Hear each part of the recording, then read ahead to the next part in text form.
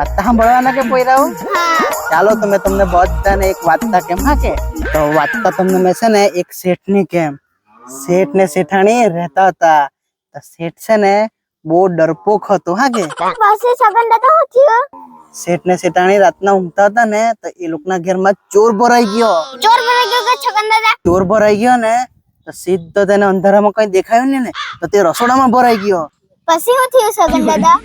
રસોડામાં એકલું અંધારું હતું તો ચોરને કોઈ દેખાયું નહીં તો એનાથી ભૂલમાં તપેલી નીચે પડી ગઈ અને બહુ જોરમાં અવાજ આવ્યો તપેલીનો. તપેલી પડી ગયા હે તો શેઠ લોકો જાગી નહીં ગયા હે કે? જાગી જ ગયા ને તો શેઠાણીએ શેઠને ઉઠાડ્યો કે જાઓ નહીં કોઈ ચોર તો નહીં આવી રહ્યું ને રસોડામાં. પછી શેઠ ગયા કે રસોડામાં? શેઠ ક્યાંથી રસોડામાં જાય?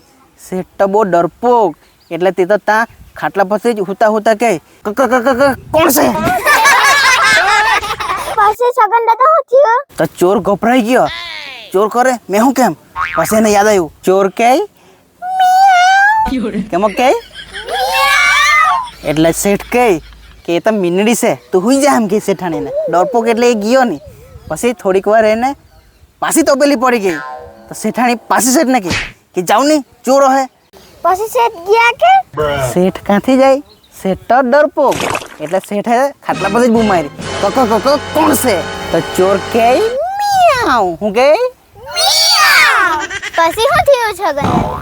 પછી છે ને અંધારામાં ચોરને કઈ દેખાય જ નહીં તો ત્રીજી વાર તપેલી પડી. સગન દાદા પાછું શેઠે કહ્યું હે ને કોણ છે?